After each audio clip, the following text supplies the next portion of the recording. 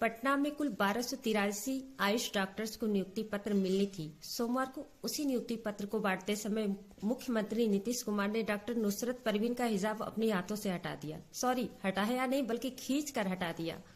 Doctor Nusrat Parveen को नियुक्ति पत्र देने के बाद मुख्यमंत्री उसे देख रहे थे। डॉक्टर नुसरत परवीन के आंखों में भी मुख्यमंत्री के हाथों नियुक्ति पत्र लेने की खुशी झलक रही थी। और फिर सीएम नीतीश कुमार ने उसके हिजाब की तरफ इशारा करके पूछा, ये क्या है जी? नुसरत ने जवाब दिया, हिजाब है सर। फिर सीएम ने कहा कि हटाइए इसे। उसके बाद खुद मुख्यमंत्री का हाथ महिला डॉक्टर के चेहरे की तरफ बढ़ी और हिजाब खींचकर हटा दिया। नुसरत कुछ पल के लिए असहज हो गई और आसपास मौजूद लोग हंसने लगे। ये सब कुछ इतना जल्दी हुआ कि नुसरत को समझ ही न आया कि क्या करे और क्या ना करे। लेकिन वहां से आते ही नुसरत को एहसास हुआ कि ये नियुक्ति पत्र नहीं बल्कि एक जिल्लत पत्र थी जो भरे महफिल में आज उसको दी गई। उसने अपने परिवार से बात की और बाद में नियुक्ति लेने से इनकार कर दिया और अपने भाई के पास चली गई। उसने सरकारी नौकरी से पनाह मांगी।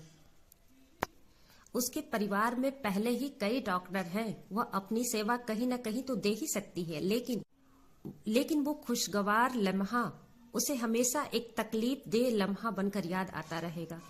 एक उच्च संवैधानिक पद पर रहने वाला एक प्रदेश का मुखिया अगर ऐसा हरकत करे तो क्या उसे आप सही ठहरा सकते हैं?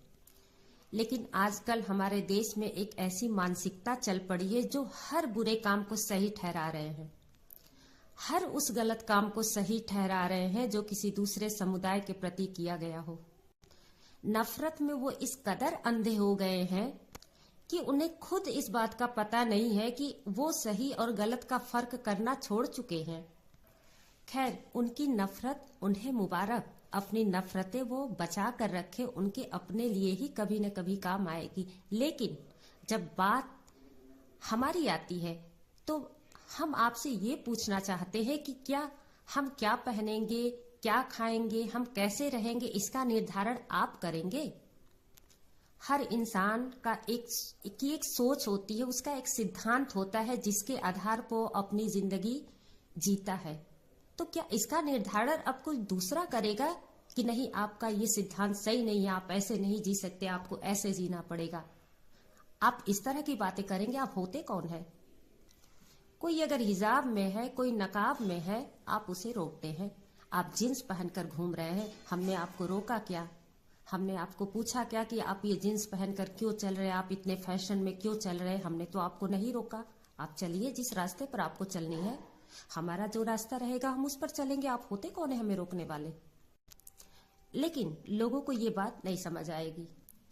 मान लीजिए एक औरत है, उसे पसंद है वो घूंघट में रहेगी, उसे पसंद है कि वो घूंघट में रहेगी, उस पर कोई दबाव नहीं है, तो क्या समाज के लोग आकर उसके घूंघट को हटाएंगे, कहेंगे कि नहीं तुम घूंघट में नहीं रह सकती? क्या आप ऐसे कह सकते हैं? अरे उसकी मर्जी, वो घूंघट में रहना चाहती, वो दुनिया को नहीं देखना चाहती, वो नहीं चाहती कि दुनिया उसे देखे। आज लोगों को घूंघट और नकाब, हिजाब रूढ़िवादी लगता है। क्या चाहते हैं आप? हमें अंग्रेज बनाकर जीना चाहते हैं? आप चाहते हैं कि हम अंग्रेजों की तरह से रहें? कभी कहते हैं लोग कि हमें अपनी संस्कृति पर बड़ा गर्व है, फिर हम अंग्रेजों की संस्कृति पर ही हमको चलाया जाने लगता है। पहले निर्धारण तो कर ले कि आपकी संस्कृति महान है कि अंग्रेजों की। आप तो खुद अंग्रेजों के रास्ते पर चल पड़े हैं।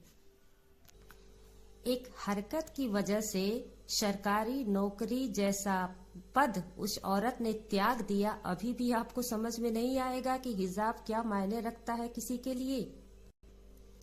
अगर डॉक्टर नुसरत अपने उस बुरे लम्हे को कभी नहीं भूल सकती, तो नीतीश कुमार भी उस नियुक्ति पत्र को लौटा देना कभी नहीं भूलेंगे। खैर, आपको आपकी सोच मुबारक और हमें अपना सिद्धांत मुबारक।